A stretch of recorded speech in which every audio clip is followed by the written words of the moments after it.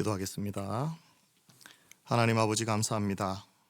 오늘도 우리에게 복된 날을 허락하여 주시고 또 복된 시간을 통하여서 하나님이 어떤 분이시며 우리의 삶에 찾아오셨을 때 우리의 삶에 어떤 일들이 일어나는지를 우리가 항상 기대하고 소망할 수 있도록 도와주시옵소서.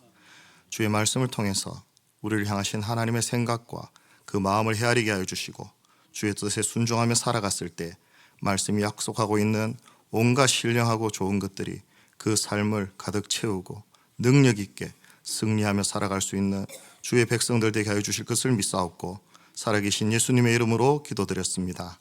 아멘. 할렐루야. 우리 앞뒤 좌우로 인사 나누겠습니다. 은혜와 평강이 넘치기를 축복합니다. 예, 저희 교회는 이걸로 인사합니다. 매주일 한 번씩 동성교회 홈페이지 들어와서 우리 목사님 설교하는 것도 한 번씩 듣고 하는데요. 목사님 설교하실 때마다 인사하는 게 아주 이렇게 정감이 넘치고 또 매주 이렇게 새로운 인사들을 하시는데 저희는 와서 지금까지 쭉 그냥 이거 하나로 밀고 가고 있습니다. 제발 하나님 우리 성도님들 은혜와 평강이 넘치는 좀 삶이 됐으면 좋겠습니다. 이런 마음으로 그렇게 기도를 해요. 작년에 이어서 올해 제가 두 번째로 또 이렇게 멸려부 헌신 예배를 위해서 이 자리에 서게 되었습니다. 작년에는 그래도 코로나 여파로 인해서 자리가 많이 이렇게 듬성듬성했던 것 같은데 올해는 조금 많이 회복이 되어져서 또 이렇게 풍성하게 모여 있으니 부끄러워서 몸둘 바를 모르겠습니다. 눈부시죠? 저는 눈부셔요 지금. 그래서 제가 눈이 부시니까 앞에 있는 분들도 눈이 부시겠구나 그런 생각이 갑자기 들어가지고 좀 죄송스럽습니다. 여러분들이 지내오면서 17대 1의 전설에 대해서는 다들 한 번씩 들어봤을 겁니다. 뭐 그런 얘기 하시는 분 없습니까 여기는? 근데 이제 항상 궁금한 게 그거죠. 17명 중에 한 명이었느냐 아니면 17명을 상대했던 한 명이냐라는 거예요. 실제로 혼자서 여러 명을 능히 이기게 되는 경우들을 우리가 보는 경우는 잘 없죠. 들어본 그런 적은 있습니다. 그리고 또 성경에도 보면은 혼자서 또 소수가 다수를 상대로 이기게 되는 그런 일들에 대해서 소개하고 있어요. 혼자서 여럿을 이기기 위해서는 개인의 기량이 탁월해야 되겠죠. 개인의 기량이 탁월하고 월등하여서 상대의 기세를 완전히 제압했을 때에 일어날 수 있는 일입니다. 그런데 성경에서는 우리에게 이런 승리를 가능하게 하는 유일한 근거에 관하여서 단순히 개인의 기량이 탁월하여서 개인의 기량이 뛰어나서 이런 일들이 생겨나는 것이 아니라 전적인 하나님의 은혜를 통해 이루어지게 되는 완전한 승리다라는 사실에 대해서 말해주고 있다는 것이죠. 오늘 본문 1절의 말씀을 한번 읽어보게 되면요, 이스라엘 자손들로 말미암아 여리고는 굳게 닫혔고 출입하는 자가 없더라 이렇게 말하고 있습니다. 지금 여리고의 상황이 어떤 상황이에요? 문은 굳게 닫혀 있고 출입하는 자가 없어요. 들어가는 사람도 없고 나가는 사람도 없어요. 무엇 때문에? 누구 때문에? 이스라엘 자손들로 말미암아 이스라엘 자손들 때문에 지금 여리고에는 이런 일이 일어나고 있다고 말씀하고 있는데요. 근데 이것이 왜 그렇느냐? 5장 1절 말씀을 한번 보게 되면요, 오늘 성경을 좀 많이 찾을 텐데 제가 미리 성경 구절을 보내드릴 걸 그랬나 여기 앉아서 갑자기 생각이 났어요.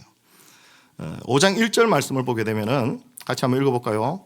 시작. 요단 서쪽의 아모리 사람의 모든 왕들과 해변의 가나안 사람의 모든 왕들이 여호와께서 요단물을 이스라엘 자손들 앞에서 말리시고 우리를 건너게 하셨음을 듣고 마음이 녹았고 이스라엘 자손들 때문에 정신을 잃었더라.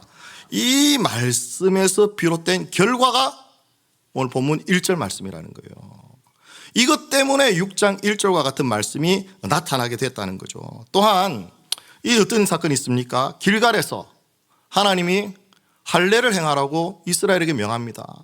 이 길갈은요 지금 바로 눈앞에 지금 가나안 땅이란 말이죠. 지금 적들은 이미 이스라엘이 쳐들어오고 있다라는 사실을 알고 있는 상황에서 하나님은 길갈에서 이 백성들에게 할례를 행하라라고 명령하셨는데 그 하나님이 할례를 행하라는 이 명령 자체가 무모하고 비상식적인 요구가 아니라 충분히 그와 같은 일들, 적전을 앞에 두고 할례를 행하는 그와 같은 일들을 행하고도 무사할 수 있었던 확실한 근거가 무엇인지에 대해서 말씀해 주는 것이 바로 또 5장 1절의 말씀이라는 거예요. 가나안 정복의 첫 번째 관문이 뭡니까? 바로 여리고예요. 그런데 지금 이 여리고의 백성들이 어떻게 하고 있어요? 1절 말씀에 말하고 있는 것처럼 성문을 굳게 닫은 채 성 안으로 들어가는 사람도 없고 성 밖으로 나오는 사람도 없었다고 말하고 있습니다. 지금 여리고 성 안의 모든 백성들은 그야말로 이 두문불출하고 있는 거예요. 그러나 그러고 있으니 어떻게 해요? 밖에서 지금 무슨 일이 일어나고 있는지, 어떤 상황이 펼쳐지고 있는지 제대로 알 길이 없는 거예요. 그리고 바로 그런 이유 때문에 온 이스라엘의 장정들이 길갈에서 할례를 행하고 그 상처가 나을 동안에도 이스라엘은 아무런 해를 당하지 않을 수가 있었다는 말이죠. 결국 이 모든 일들이 뭐예요? 하나님의 은혜로운 섭리였고 하나님이 친히 이스라엘 군대의 대장이 되어 주셨기 때문에 가능할 수 있었던 일이라고 성경이 증거하고 있는 거예요. 뿐만 아니라 이미 이스라엘이 요단 동편, 자, 여러분들 알고 계시겠지만은 이 요단강을 기준으로 해서 이 동편이 바로 이 광야 쪽이에요. 광야 쪽. 그죠? 그리고 요단강을 건너면 서편이죠. 요단 서편이 되는 거예요. 요단 서편이 어디예요? 가나안 본토를 말하는 거죠. 그죠? 요단강을 기준으로 동편이 광야고 서편이 가나안 본토라는 거예요. 하는 걸 내가 얘기했나? 이 요단 동편이 아모리 지역의 두 왕인 이 시온과 옥의 군대를 무찌르고 그 왕들을 죽인 일들과 이스라엘을 도우시는 여호와의 놀라운 능력에 대한 소문을 듣고 모든 백성들, 이 가나안의 모든 백성들의 마음이 어떻게 됐다? 물과 같이 녹아있는 상태라고 말씀합니다. 낙심했어요. 절망하고 있어요. 두려워하고 있다는 거예요. 앞에서도 말씀드렸지만 여리고성은요, 요단강을 건너서 가나안 중심으로 들어가는 관문이에요. 그런 곳이 굳게 닫혀서 들어가는 사람도 나가는 사람도 없다는 것은 지금 이 여리고 군대의 상태가 어떻다는 거예요? 전의가 상실된 거예요. 야, 적들이 원한다. 정신 바짝 차리고 한 놈도 못 들어오게 모두 무찔러 죽이자, 이런 게 아니에요. 전부 다 지금 마음이 물과 같이 녹아서 상심되어져서 낙심하여져서 그저 이 여리고 성이 가지고 있는 장점을 최대한 활용하여서 어떻게 하겠다? 버텨보자는 거예요. 버티자. 알려진 바에 의하면 이 여리고성은요, 그렇게 웅장한 성은 아닙니다. 하지만 이 가나안의 관문답게 매우 견고한 이중의 성벽으로 설계되어져 있다. 저도 책 보고 알았어요. 네, 그렇게 말을 해요. 본 적이 없기 때문에. 그렇기 때문에 이 여리고성은요, 엄청나게 많은 이 병사와 물자가 소모되는 큰 희생을 각오하지 않으면 쉽게 함락시킬 수가 없는 천혜의 요새라는 말입니다. 게다가 이 여리고를 함락시킨다 해도 곧바로 가나안의 중심으로 진입하기 때문에 이 가나안 중부의 주력군을 직면함과 동시에 또 북쪽과 남쪽의 적들에게 포위되어질 수 있는 큰 위험이 도사리고 있는 곳이 바로 이 여리고라는 거예요. 그러니까 이 사자의 입안으로 들어가는 상황과 같다라는 것을 말해주고 있습니다. 하지만 감사하게도 지금 여리고는 모두가 숨을 죽이고 아무런 반응을 하지 않고 있어요. 그들은 극도의 공포에 휩싸여 있다는 것을 말해줍니다. 이제 남은 문제는 바로 이 난공불락의 요새인 이 여리고를 어떻게 무너뜨리느냐, 이 초롱성인 여리고를 어떻게 무너뜨리느냐, 이제 이 문제가 남은 거예요. 실제로 전쟁사에 의하면요, 적의 성을 무너뜨리기 위해서는 이 성 안에 있는 군사들보다 최소 3배에서 4배 이상의 병력이 필요하고 그 중에서 절반 이상을 잃을 것을 각오해야만 이 성을 정복할 수 있는 거예요. 성을 함락시킬 수 있는 거예요. 비록 여리고성의 백성들이 이스라엘에 대한 극도의 공포로 인하여서 성문을 꼭꼭 닫고 두문불출하고는 있지만 오히려 그렇기 때문에 이스라엘의 입장에서도 여리고를 무너뜨리기 위해서는 큰 희생을 각오하지 않으면 안 되는 상황이에요. 별로 쉬운 상황은 아닙니다. 그때 하나님이 어떻게 말씀합니까? 오늘 본문 2절 말씀에 이렇게 말하잖아요. 2절에서 여호와께서 여호수아에게 이르시되 보라, 내가 여리고와 그 왕과 용사들을 어떻게 하였다? 내 손에 넘겨 주었으니. 여기서 우리가 눈여겨봐야 될 부분은요, 하나님께서 말씀하신, 하나님이 하신 그 말씀의 시제예요. 시제. 즉 하나님께서 여호수아에게 여리고와 그 왕과 용사들을 내 손에 넘겨줄 것이다 라는 미래형이 아니라 넘겨주었으니 라는 완료형을 사용하고 계시다는 사실이에요.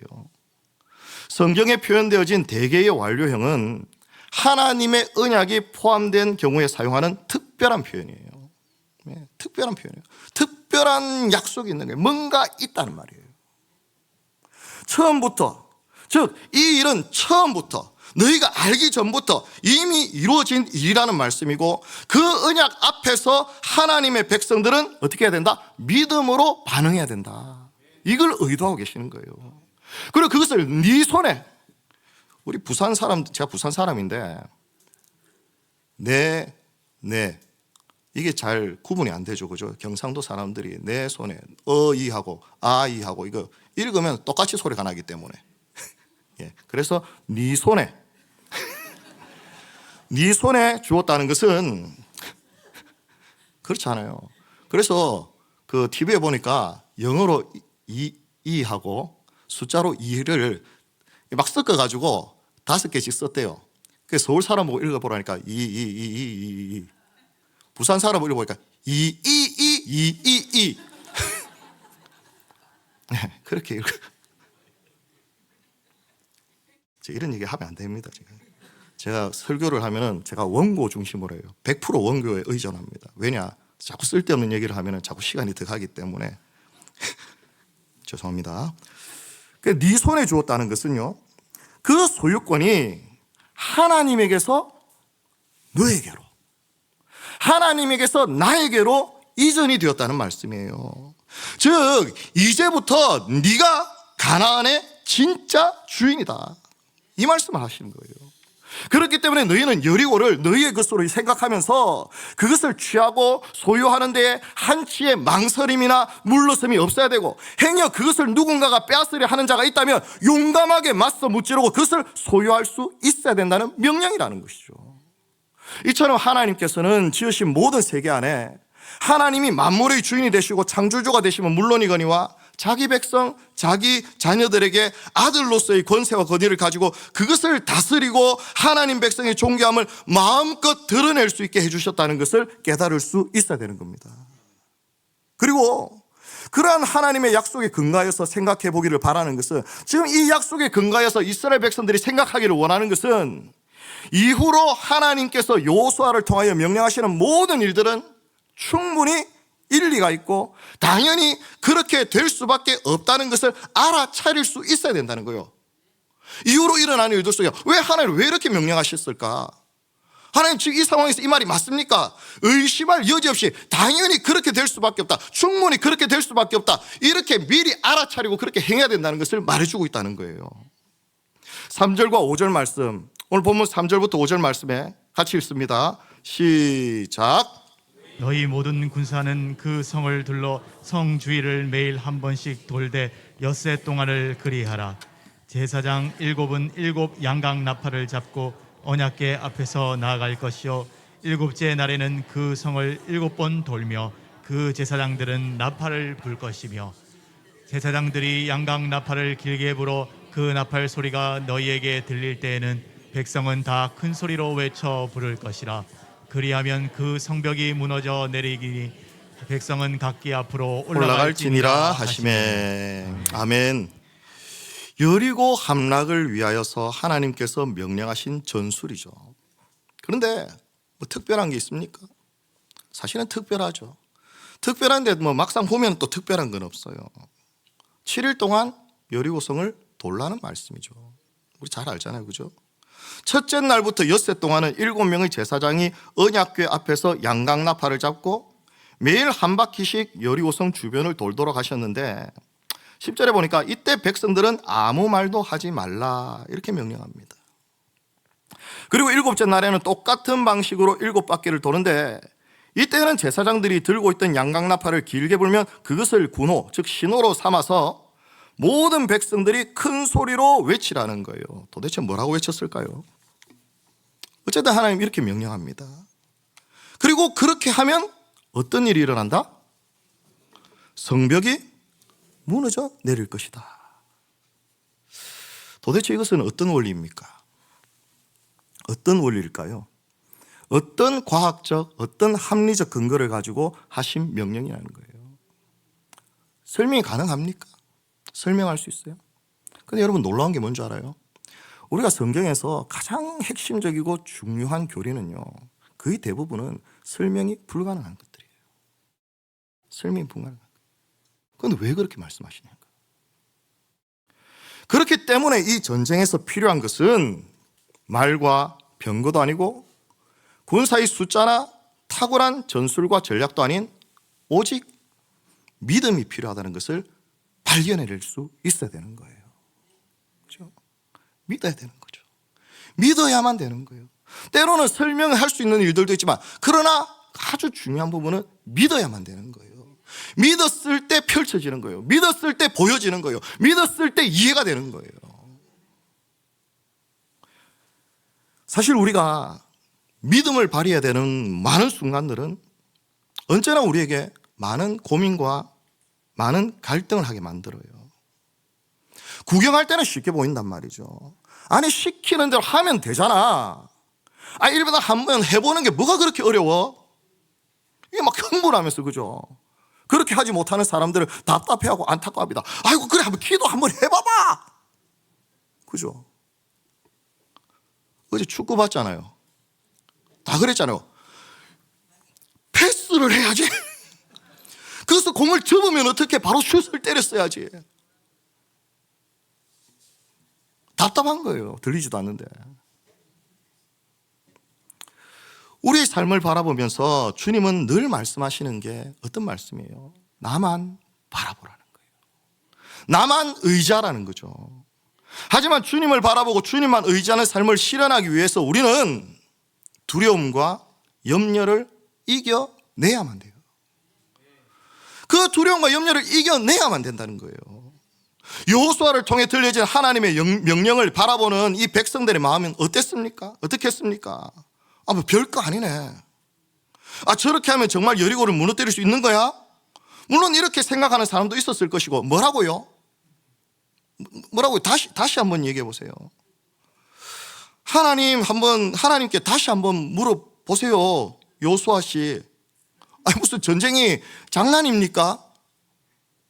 이렇게 말하는 사람도 분명히 있을 거예요. 우리가 이런 말씀 앞에 서게 될 때마다 사실 자기 자신도 모르게 아멘 이렇게 화답을 하고 설레는 표정을 짓기도 하지만은 사실 정신을 차리고 다시 이 명령에 대하여서 생각해 보면서 우리가 어떤 마음을 가지겠느냐는 거예요. 우리가 매일 새벽 또는 또 매 주일마다 또는 수요일마다 금요일마다 우리가 말씀을 들을 때마다 아멘이라고 화답은 하지만 실상 우리가 믿음의 삶을 살아가려고 했을 때에 우리는 그 말씀을 생각해 볼 때 어떤 마음이 들겠느냐는 거예요. 저와 여러분들이 살아가는 세상과 세상의 사상과 가치와 모든 원리는 마치 여리고와 같은 난공불락의 철옹성을 무너뜨려야 되는 것 같은 많은 수고와 노력 그리고 희생을 요구하는 삶이라는 것이 명확하게 보이는데 그런 세상을 극복해내고 성도로서 살아갈 수 있는 유일한 방법이 믿음이다 이렇게 이야기를 한다면 과연 그것만 붙들고 살아갈 수 있겠느냐는 거예요. 목사님 세상을 너무 모르시네요. 믿음이 무슨 반미기 줍니까? 믿음만 가지고 어떻게 살아요? 목사님 밖에 나가 사회생활 한번 해보세요. 여호수아는 이런 하나님의 말씀을 제사장들과 그 백성들에게 전해주었어요. 8절과 9절 말씀 한번 읽어봅시다. 8절과 9절입니다. 여호수아가 백성에게 이르기를 마침에 제사장 7은 양각 나팔 7을 잡고 여호와 앞에서 나아가며 나팔을 불고 여호와의 언약궤는 그 뒤를 따르며 그 무장한 자들은 나팔 부는 제사장들 앞에서 행진하며 후군은 궤 뒤를 따르고 제사장들은 나팔을 불며 행진하더라. 참 감사하게도 다행스럽게도 제사장들과 백성들은 그런 하나님의 말씀에 순종하며 믿음으로 여리고성을 무너뜨리기 위해서 나아갑니다. 그런데 본문에서 우리는 이 제사장들이 언약궤를 맸다라는 이 표현을 또 한번 눈여겨봐야 되는데요. 원래 하나님의 율법에도 레위 지파에서 그 중에서 이 고핫 자손들 중에서 제사장이 나오게 되고 또 고핫 자손들만이 이 언약궤를 매라고 명령합니다. 그렇기 때문에 이 제사장들이 언약궤를 매는 것은 너무나 당연한 일인데 도대체 어떤 부분이 눈여겨보아야 하는 부분이냐? 언약궤를 메고 여리고성을 도는 이 행위가 전술적 측면으로 해석되어져야 되는 부분이 아니라 하나님 앞에 드려지는 제사의 의미가 더욱 강하다는 것을 말해주고 있는 거예요. 그리고 그 의도를 뒷받침해주는 근거가 무엇이냐? 그 근거가 되는 말씀이 왜 어째서 이게 제사의 의미냐? 그 근거가 17절과 19절 말씀이에요. 6장 17절부터 19절입니다. 같이 한번 읽어봅시다. 시작. 이 성과 그 가운데 있는 모든 것은 여호와께 온전히 바치되 기생라합과 그 집에 동거하는 모든 모두 살려주라. 이는 우리가 보낸 사자들을 그가 숨겨 주었음이라. 너희는 온전히 바치고 그 바친 것 중에서 어떤 것이든지 취하여 너희가 이스라엘 전용으로 바치는 것이 되게 하여 고통을 당하게 되지 아니하도록 오직 너희는 그 바친 물건에 손대지 말라. 은금과 동철 기구들은 다 여호와께 구별될 것이니 그것을 여호와의 곳간에 드릴지니라. 아멘. 목사님 뭐 방송실에 성우분이 계십니까? 난 성우가 있는 줄 알았어요. 자, 가나안 본토에 진입해서 치르게 되는 첫 번째 전쟁이에요. 그죠? 첫 번째 전쟁인 여리고성 전투에서의 승리는 반드시 하나님께 구별되어 드려져야 될 첫 열매가 되어야 된다라는 사실을 가르쳐주고 있는 거죠. 또한 이것은 이미 신명기 26장 1절부터 3절의 말씀에 보면은요, 한번 찾아볼까요? 신명기 26장 1절부터 3절에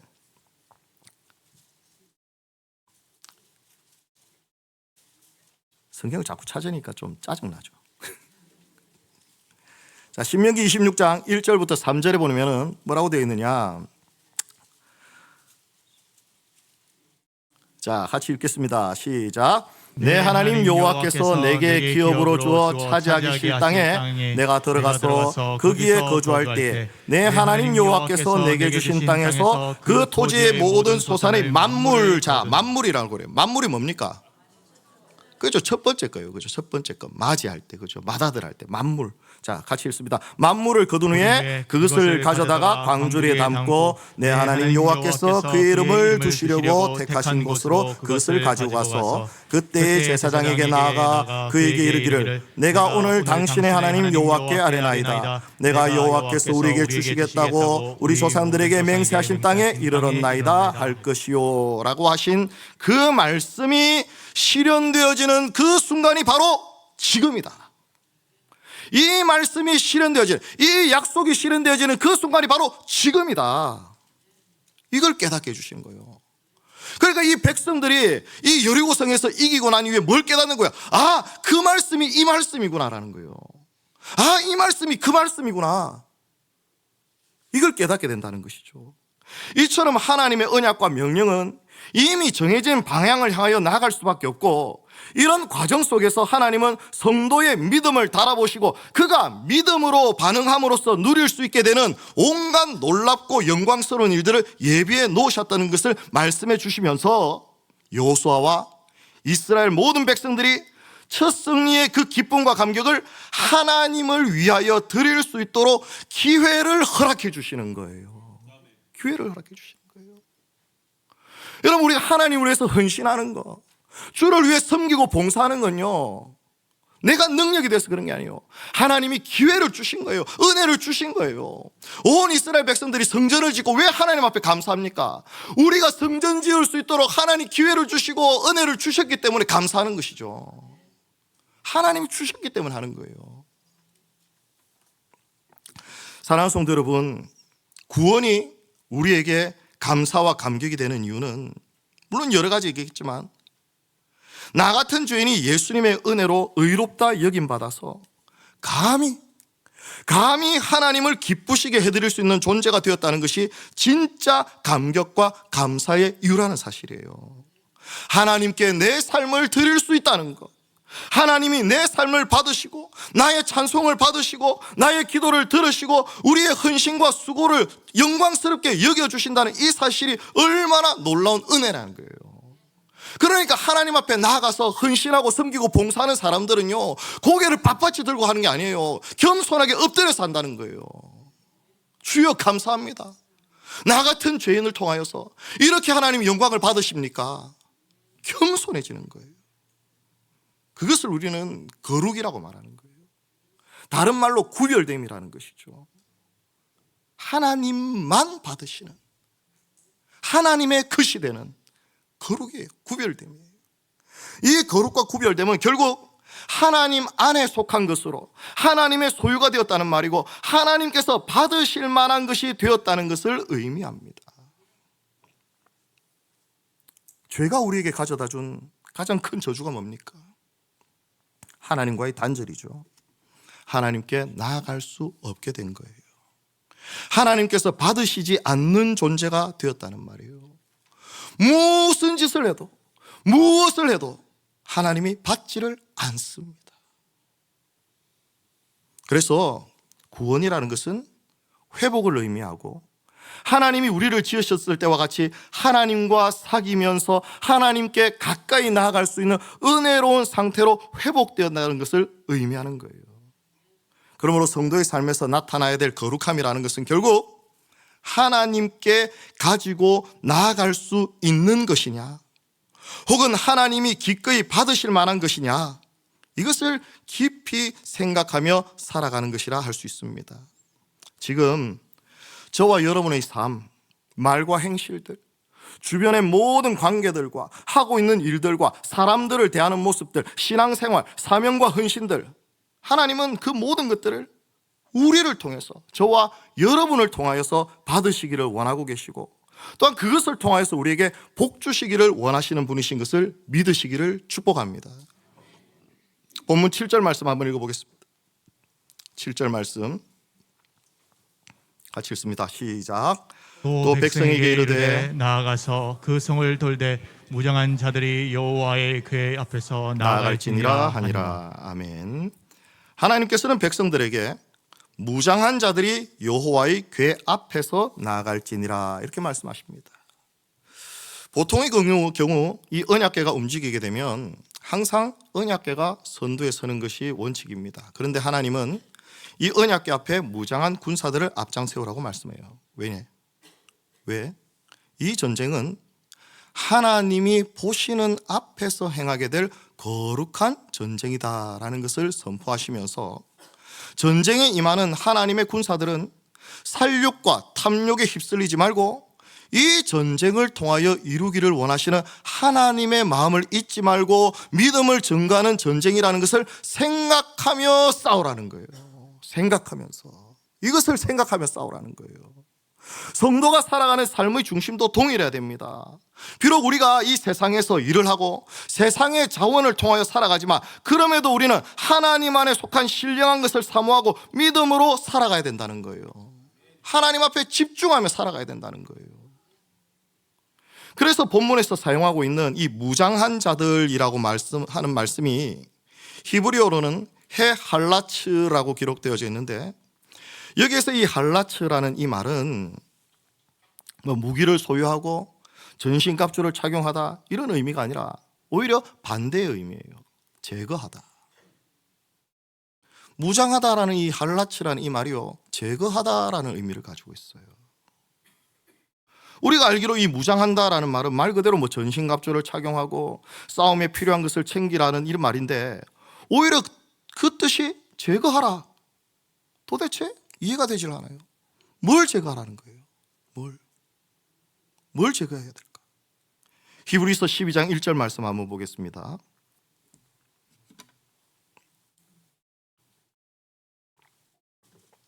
히브리서 12장 1절. 자, 같이 한번 읽어볼까요? 시작. 이러므로 우리에게 구름같이 둘러싼 허다한 증인들이 있으니 모든 무거운 것과 얽매기 쉬운 죄를 벗어버리고 인내로서 우리 앞에 당한 경주를 하며 모든 무거운 것과 얽매기 쉬운 죄를 벗어버려야 온전히 믿음의 경주에 집중하고 그 경주에서 좋은 결과를 기대하게 된다는 것을 말해주고 있는 거예요.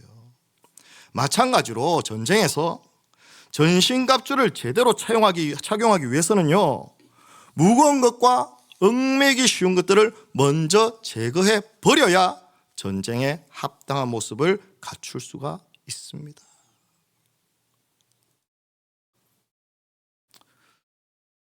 우리 그 장인어른이 월남전 참전 하셨던 분이신데 처음에 이렇게 전쟁에 투입이 되면은 될 수 있으면 많이 가져가려고 그런대요.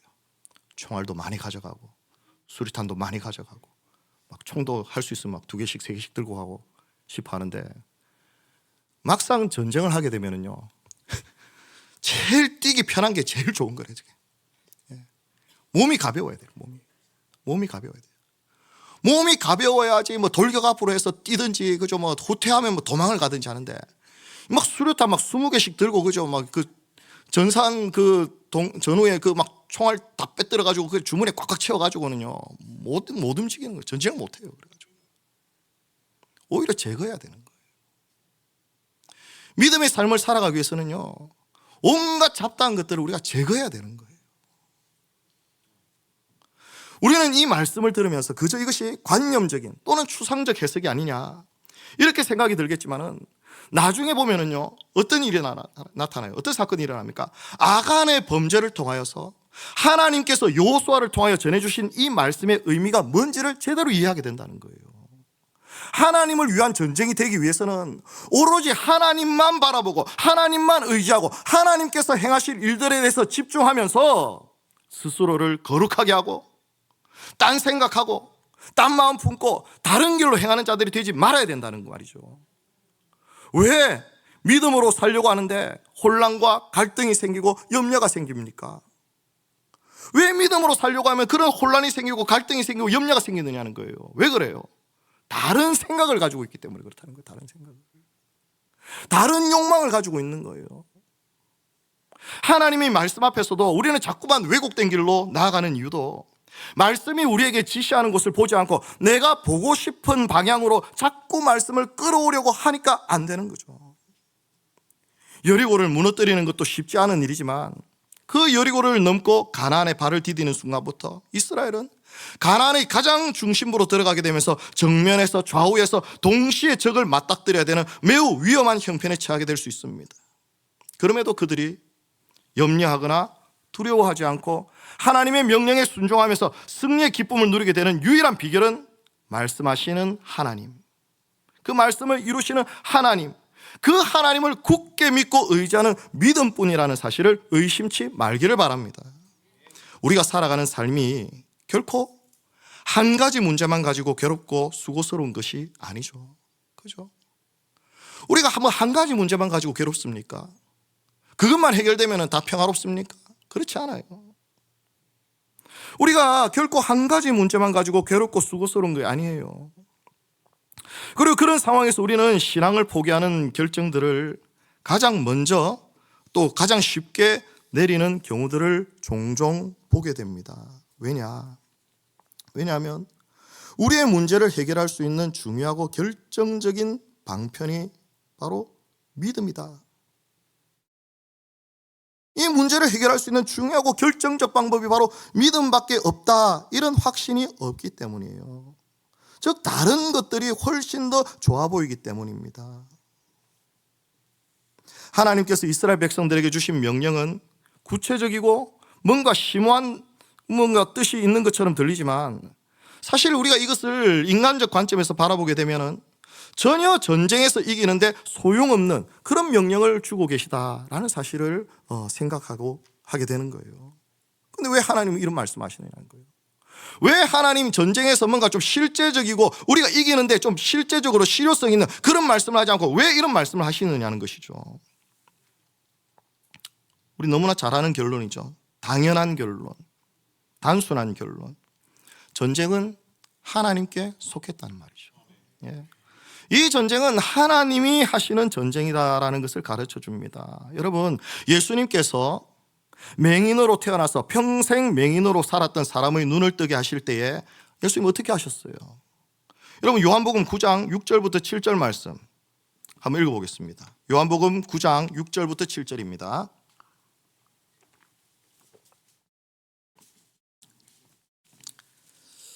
자, 같이 한번 읽어볼까요? 시작.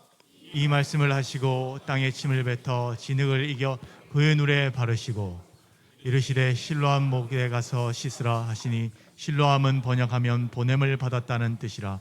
이에 가서 씻고 밝은 눈으로 왔더라. 아멘. 자, 여러분, 이 맹인이 눈을 뜨게 되어진 결정적 요인이 무엇입니까? 침이에요? 진흙입니까? 실로암 물입니까? 그 맹인이 눈을 뜰 수 있던 결정적이고 유일한 요인은요, 예수님이 거기에 계셨기 때문이라는 거예요. 예수님인 거예요. 예수님이 그에게 무엇인가를 하셨기 때문이에요. 하지만 우리는 예수님의 그 행위가 무엇을 의미하는지 아무도 알지 못해요. 여러분, 그 의미가 뭐예요? 침은 무슨 의미입니까? 진흙은 무슨 의미인데요? 무슨 의미가 있냐요? 이 두 개가 무슨 의미가 있는 거예요? 침과 흙과 이 실로암물이 어떤 작용을 했는지 아무도 설명할 수가 없어요. 그 맹인이 눈을 뜨게 되어진 유일하고 가장 확실한 이유는 예수님께서 그를 만나 주셨기 때문이고 그의 눈을 만져 주셨기 때문이라는 것을 믿으시기를 바랍니다. 사랑하는 성도 여러분, 만일 여러분이 삶에서 일어나게 되는 모든 상황과 환경들이 하나님과 무관한 것이다 이렇게 생각한다면 우리는 그 일들 속에서 하나님이 일하시는 것을 결코 보지 못하며 살아갈 수밖에 없는 거예요.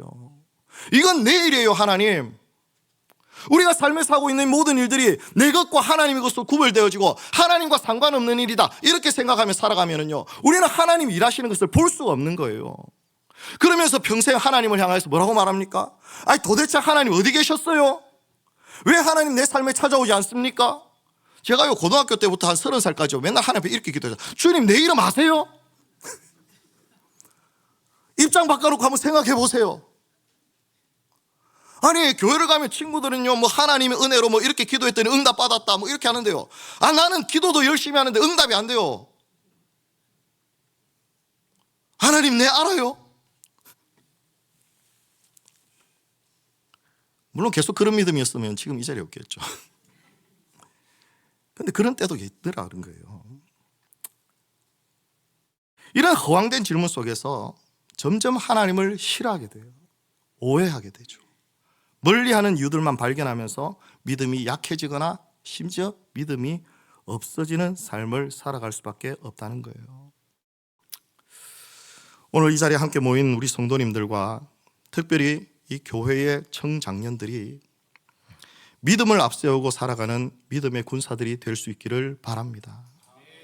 기력이 탁월하고 생명력이 넘치는 그 인생의 가장 아름다운 시절에 자기의 지식과 지혜와 경험이 아니라 믿음을 앞세우는 삶이 하나님의 능력과 은혜를 친히 그 삶의 한가운데로 끌어오게 하는 놀라운 경험으로 채워질 수 있게 되어지기를 바랍니다. 그래서 여러분들이 있는 가정과 일터와 학업과 교회와 범사에 믿음을 나타내며 살아가기를 기뻐하시는 그 주님을 바라보면서 우리의 모든 삶의 자리가 하나님이 함께 하시는 자리, 하나님이 일하시는 자리, 하나님의 크고 영광스러움이 충만하게 증거되어지는 은혜의 현장이 되어지고, 그런 저와 여러분의 믿음을 향하여서 말씀이 약속하고 있는 온갖 신령하고 좋은 것들로 우리를 위로하시고 또한 격려하시는 좋으신 하나님 아버지의 놀라운 은혜와 능력을 날마다 체험하며 살아갈 수 있게 되기를 주님의 이름으로 축복합니다. 기도하겠습니다.